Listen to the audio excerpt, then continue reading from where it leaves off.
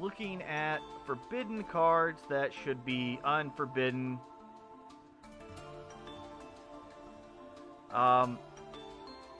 Right there. Red Eyes Dark Dragoon.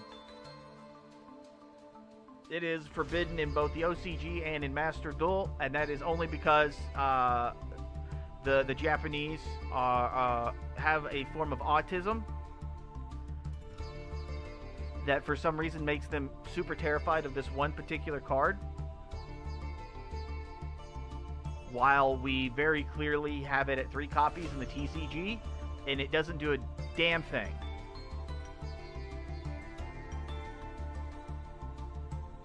Now, granted, I love this card. I think it's great. I do think it is great. Another card, because we're feeling feisty, Cyberjar. For the same reason, we have it in the TCG. It is a flip monster. It destroys all monsters on the field. There are now tons of monsters that want to be destroyed. So you can put this in those kinds of decks. You can have... matter of fact, I don't think you can Ash this ability.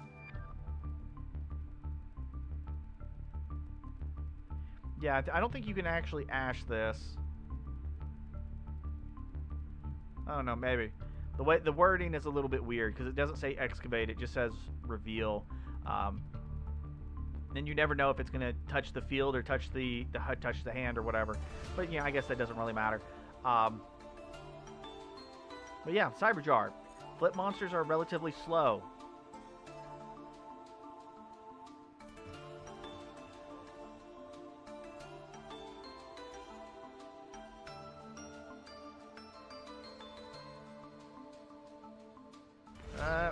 You know, I can understand Snatch Steal.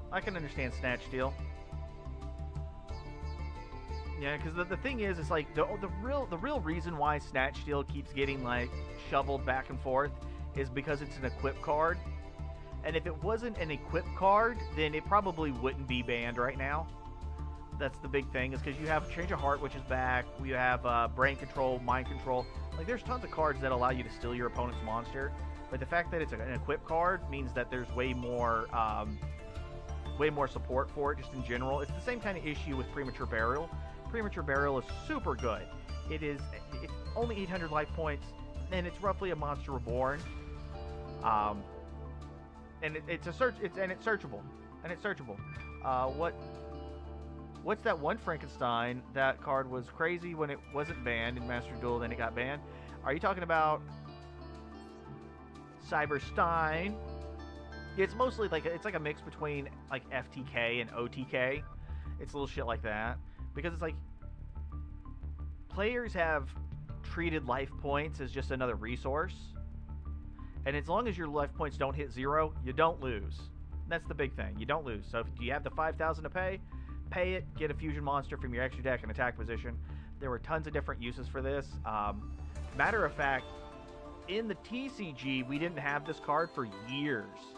And if you played any of the video games, more specifically like the Game Boy Advance games, you could actually get this card because they were all based off of the OCG. And so you could get this card and use it to bring out the Blue Eyes like Ultimate Dragon, because like that was kind of like the big staple back then. And that was kind of busted, especially when you're playing against a computer and the computer doesn't know any better. Now, I would say one of the things is it's not so much what cards need to be unbanned, it's like what cards need to be properly errataed in such a way that make them actually playable without being without them being like completely fucking nerfed into oblivion and back. Because like you could have a like let's take for example. Oh, right here. We can go with Magical Scientist. Perfect. Pay 1,000 life points to special summon one level 6 or lower fusion monster from your extra deck in face-up attack or defense. The fusion monster cannot attack your opponent's life points directly and is returned to your extra deck at the end of the turn. All you got to do is put a once per turn on this bitch. A once per turn, pay 1,000 life points. You can only use the effect of Magical Scientist once per turn. Like that kind of shit. So now you gotta spend resources to get it onto the field, and you can only use the effect one time. Is the effect still good? Absolutely. Can you still do a whole bunch of shenanigans with it? Yes. Will people try to abuse it? Of course they will. But there's already a ton of fucking cards that do something similar or worse, and they have a once per turn on them, and that's the difference. That is like the difference. And the OCG is also terrified of burn. They are terrified of burn so much. So it's like this card got preemptively hit because it was like, okay, you know, synchro summon, place spell counters on it, remove spell counters from the field, do burn. And this card existed for years. I believe I actually played this during the Synchro Cat era, because it was like right when Teledad started getting a hit on the ban list, and so people started like changing stuff up, and then we got our hands on Summoner Monk in an extra deck, in a starter. It was a starter deck, and then people started being able to like build stuff, and it's just like, okay, well, we can synchro for level 7 really easily, but we still need to be able to make level 6s and level 8s so we can have some options. And Tempest Magician was like, it wasn't bad. It wasn't bad because the thing is, like, the idea for the deck at the time was you wanted to prevent your opponent from being able to play or set spell or trap cards, like, in general, like none of that. And so you could actually get like Tempest Magician on the field after you had played Cold Wave, and then any other spells or traps that you had in your hand that you were just like dead, you could use for this, and then go for burn and try to get game. And that stuck around for a little while, but you know, it wasn't meta relevant. And then they finally decided to hit it, and it's kind of the same reason why. Where you at? Mass Driver, burn. Tribute 2 monsters, burn. This was rant. Okay, yeah, this was part of that cycle. Cold Wave with Mystical Red panel, does that still work? No, Cold Wave works on both players, so you can't Mystical Ref panel it. Because Mystical Ref panel only works on cards that target one player. If it affects both players, then you can't actually hit it. This card right here, Butterfly Dagger Elma. The equipped monster gains 300 attack. No one gives a fuck about that. They only care about this card being destroyed and sent to the graveyard and returning. Do it once per turn. It returns to your hand once per turn. The card still does its fucking job, and it can't be abused. Easy peasy. Okay, so Butterfly Dagger Elma was part of an Exodia combo, and you could even do it with anything, like with the lady, the Tempest Magician. You could even do it with Tempest Magician, because if you activate it, it counts as activating a spell card, and when it's activated, you would put spell counters on stuff. So you could put it like on Royal Magical Library. That was the go-to back in the day, which caused this card to get banned. So you could just normal summon Library. And then you could have like another card or effect or something to get out Iron Knight, Gearfried. And Gearfried cannot be equipped. Like any kind of equipped card that you try to put on him, he destroys. And so you would have him on the field. You'd have your Library on the field. You would equip it. You would activate Butterfly Dagger Elma and equip it to Gearfried. That would put one counter on Library. Gearfried would destroy Elma, which would send Elma to the graveyard. Elma was now destroyed, so it was returned to your hand, and then you could just constantly do that. And then, like, every 3 times you activated Elma, you could draw a card. That's really what it was. You activate Elma 3 times, draw a card. Activate Elma 3 cards, draw a card. And because you're activating spell card after spell card after spell card, any other cards that you had on the field that allowed you to put counters on them would also get counters as well. And so because Elma was a way to cycle, just like a constant repeat, it had to get banned. But if you put a once per turn on it, then you cannot cycle it because you've already used the effect. So you can activate it once, it gets destroyed, sent to the graveyard, it returns to your hand. Hell, you can activate it again, and if it gets destroyed, it gets sent to the graveyard, and then you're done. You would have to then spend resources to get it back out of the graveyard to repeat this cycle on your next turn. So that would be resources that you're having to spend on that. Now, this kind of falls in the same category where you have Level Eater. If this card's in your graveyard, you can target a level 5 or higher monster you control, reduce its level by 1, and then special summon it. You can do this as many times as you want. As long as you have a monster with a high enough level for this effect to actually reduce the level by, that's all that matters. That is literally all that matters. And so this right here is like a target for Mass Driver. Now, granted, they didn't really use Mass Driver and Level Eater. They did it with frogs. But like that right there, that's it. You got, let's say you got like 2 large level, like level 10 monsters or something. Well, you know, that's 6 levels each that you can be reducing.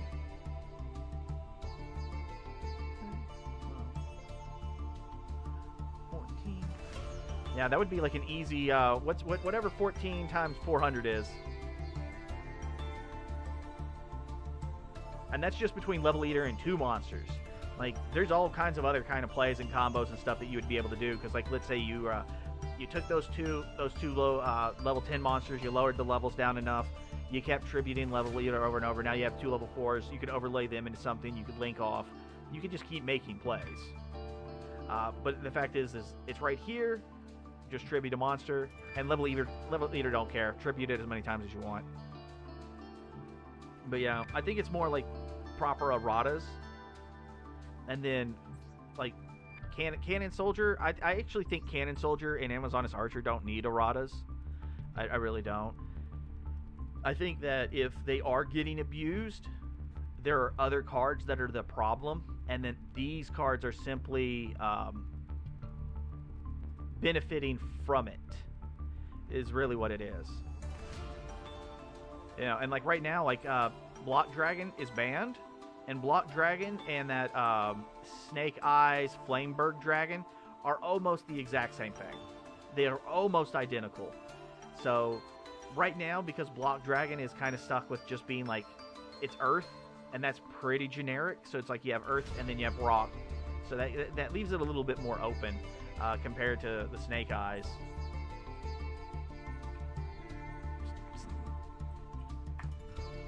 Where you at? Yeah, right here. Yeah. So once again, like I was telling Tree, it's the same kind of problem where if anything was to get hit for Snake Eyes, it would have to be this card because it's a play starter. But it's also the future proofing, where for this card, you always have to keep in mind level 1 fire monsters, level 1 fire monsters, level 1 fire monsters. And right now, what we're looking at for level 1 fire monsters,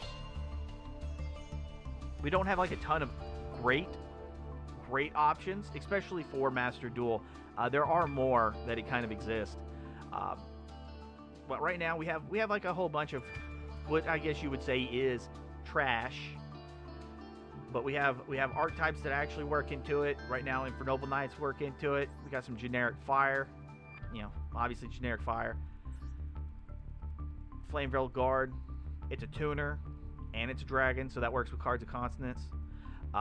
If Jurassic ever gets like an update or new support, that causes this card to be alive again. Volcanics actually have some level 1 fire monsters. I think they only have 2 at the moment, but they're also pretty good. So like that's a thing that they got to pay attention to. Right now it's just like Poplar, Hydrant, Salamander, Jet, Renaud. It's little things. It's little things. But that's something they have to always keep in mind whenever they start making more cards. Otherwise, the Snake Eyes is going to get banned as well. Bop, bop, bop, bop. You got anything else for me, broski? Yeah, I'm actually, I am actually working on a script because I also do YouTube videos. I'm not really good at it, and I'm really slow because I suck at editing. if you want, oh yeah, let me just go hit you with this. You can follow me on Twitter. I don't really use any other form of social media. I got a YouTube channel. I got a VODs channel, all that kind of stuff. It's all under the same name. I am working on a script for erratas and pretty much talking about this one particular subject right here, right now. And it's just like looking at a card, understanding what this card gets abused or why it is banned, and then how to fix it with as minimal impact to it as possible, because we don't want it to be turned into a fucking crush card virus. Because like crush card, I love this card. I fought for ages to actually get this, and I got so close to getting my hands on a one of the gold pack original prints that were selling. They were like selling for like $300 a pop, and the card was limited. And used to, it was just you tribute a dark monster with 1,000 or lesser attack. You look at your opponent's field, you look at your opponent's hand, and all cards they draw for the following 3 turns, and you destroy every monster with more than with 1,500 or more attack, and that was it. That is all the card did. It was awesome. I loved it. And now it's just like, your opponent takes no damage until the end of their next turn after this card resolves. And also, you can look at your opponent's hand and all monsters they control. Okay, well, why are we preventing the damage? Why? None of the other ones have that effect. Okay, why? And then they can choose to destroy up to 3 cards from the randomly. No, Crush card was awesome, and they fucked it. They fucked it. Yeah, so I got a thing for that too. Oh yeah, and I love Dual Logs. Our little spider boy, great guy. I think he's a little too easily prone to panic attacks, but he's a good guy. I like him. Wait, do you know any cards similar to Lord of the Heavenly Prison? What do you mean similar? Because Lord of Heavenly Prison is pretty much like, he's pretty unique in the fact of like how he operates, being like you reveal him in hand and you just kind of leave him like that. So I don't know of any that are in that same kind of ballpark. I just know of cards that are like generically good that you can use by like sending them out of your hand or getting them onto the fields, stuff like that. And that would be, there's a dragon that is pretty good.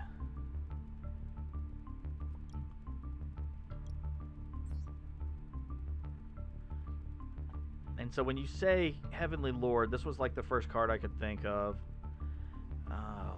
Yeah, right there. Fairy Dragon. You know, during your opponent's turn, whenever you take battle damage, you can special summon this card, and then you apply one of the effects. Like, it's not great, but I still think it's a good card, especially whenever like you're like going for game. If you can survive and then burn them for damage, then that is pretty good. Like a monster hand effect card that isn't just about negating. Okay.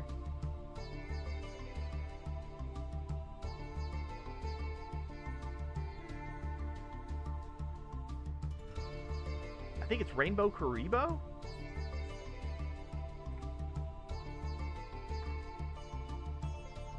Rainbow Karibo kind of fits that bill.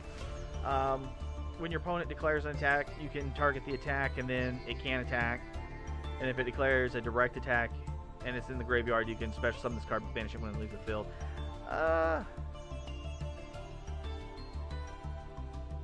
I don't know. I would say, like, for what Heavenly Lord does specifically, I think it is still pretty unique for that. So no, I don't know if there's going to be anything that's going to be in that kind of ballpark, just off of that kind of statement.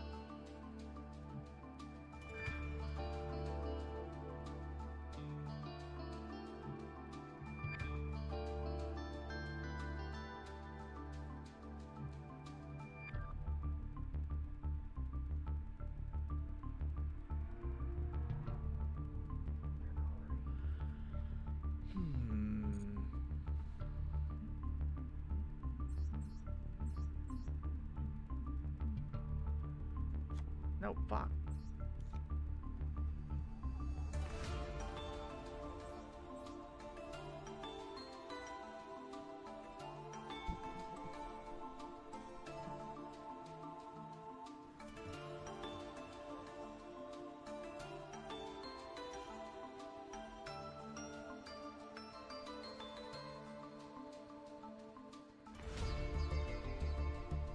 All right, if I'm gonna be like messing around in here, I need to go ahead and start. I'll start doing this and get some of this shit disassembled. I'm gonna add on to that sweet dust. Yeah, we're gonna dismantle one of the fancy ones so I get at least an extra 5.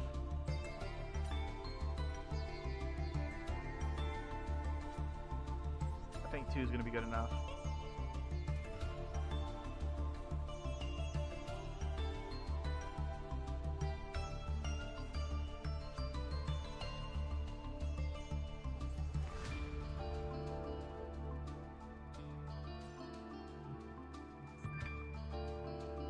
Alright, well, if you're wanting a monster hand effect that isn't about negating, is there something you're like looking for in more specifically?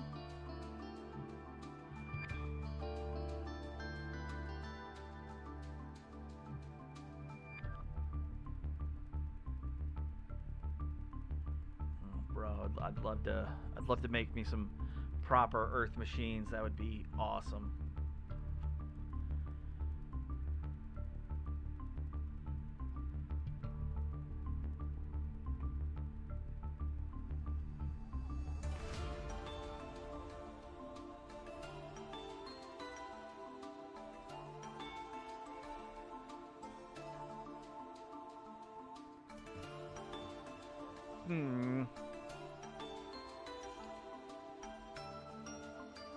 I don't know, man.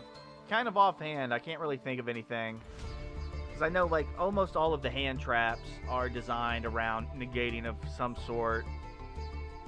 I know that there's this card, but I don't know if this card would actually be something that you would count as a hand trap. I mean, it doesn't really negate, but it kind of acts like how Nibiru is, where your opponent does so much or does something more specific, and then you can just like drop this card and kind of hit their field.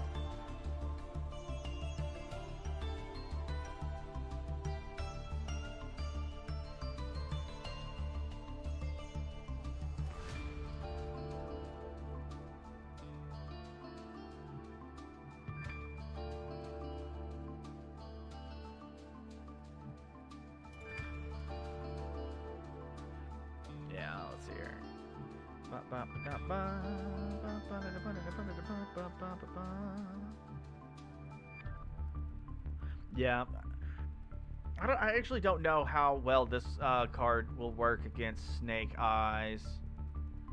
I know that this was like the perfect card against Kashtira, because like since Kashtira could pretty much respond to anything constantly with like 4 or 5 effects. I think this may also work pretty well against Labyrinth, so maybe I should start main decking it. Because if they start special summoning their monsters and then their monsters effects start kicking off, then that might help, but...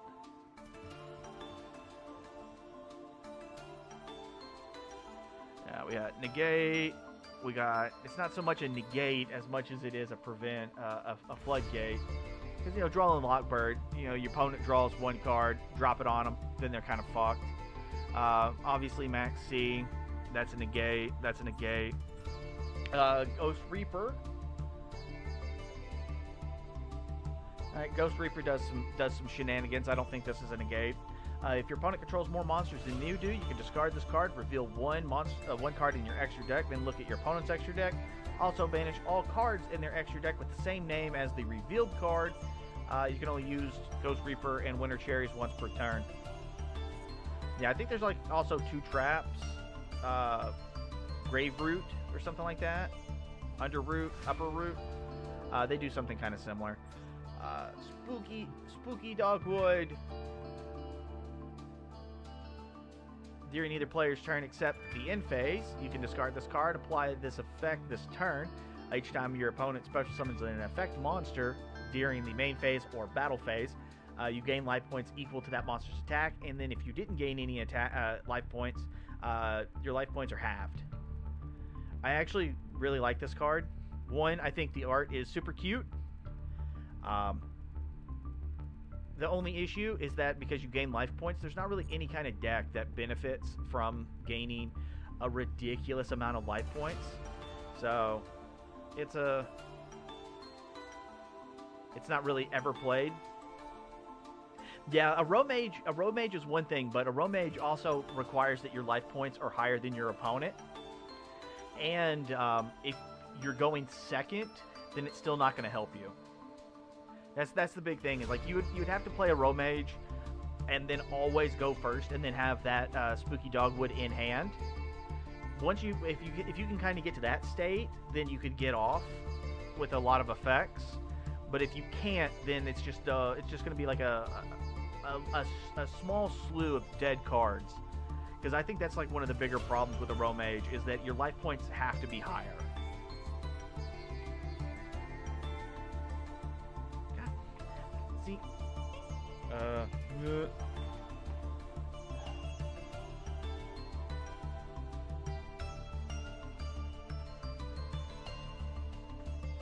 I just need to chop my left hand off. That's what it is. Okay. So we're going to start off with the 2 trap cards because no one really ever uses them. If you gain life points, awesome. If you control and your life points are at least 3,000 higher than your opponent's, you can pay life points equal to the difference, destroy.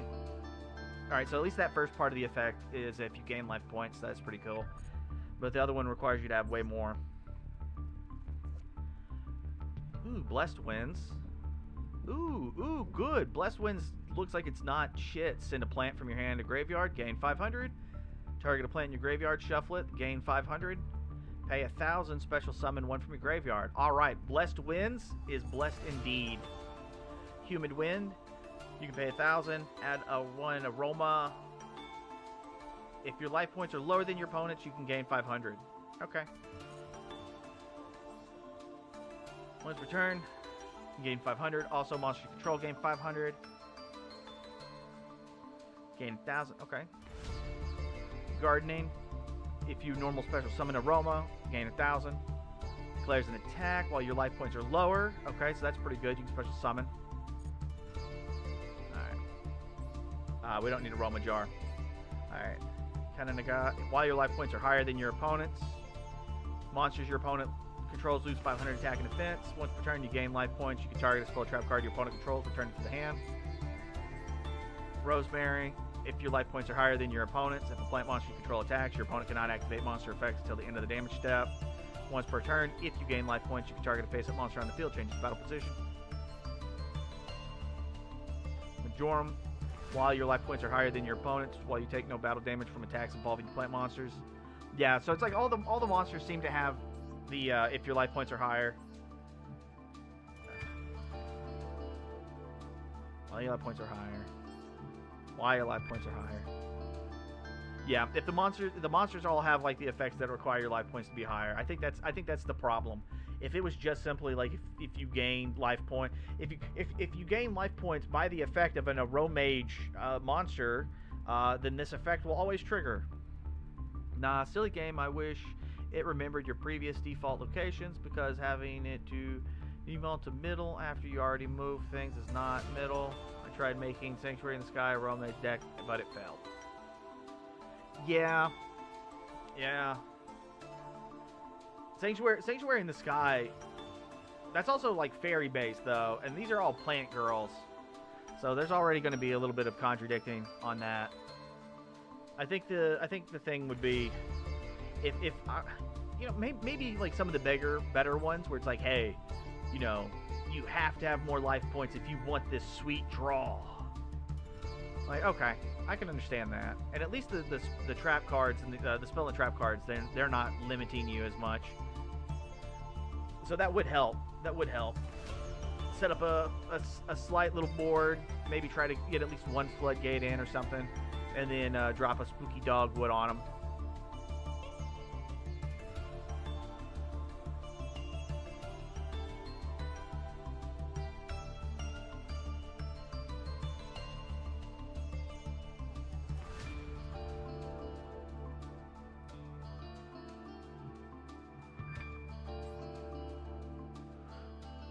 Yeah, but you kind of got me on that one. I don't really know of any. I don't. Actually, let me pull this program back up again. Yeah, I'm gonna tell you. Definitely go with EDO Pro. EDO Pro. Project Ignis. their Discord, all that kind of shit. Get the program. The program is pretty cool. Matter of fact, I'm in the deck editor right now, and I'm doing the effect, seeing if they have a hand trap or anything like that. Draw, position, negate, special summon, ritual related, counter related, piercing, negate, non-effect related, synchro, gamble, control, token.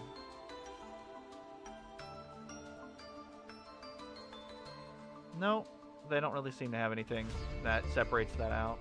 That might have been cool though. But you know, it is what it is.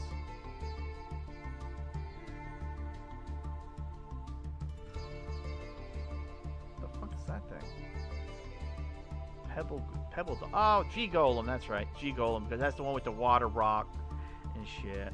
Oh no, here it is. This is the Underroot. This is the Underroot one. Alright, if this card is in your hand, you can target one Spell Trap card in each graveyard, banish them, and then if you do special summon this card, you contribute this card to target one Fusion, Synchro, XYZ, Link in either graveyard, banish that target, and if you do special summon one monster from your graveyard with a different name, with a different card type, blah blah blah blah, than the target. Yeah, Underroot. Absolute fucking boom. See, I just need to chop off my land head. Fuck that. Terra of the Underroot.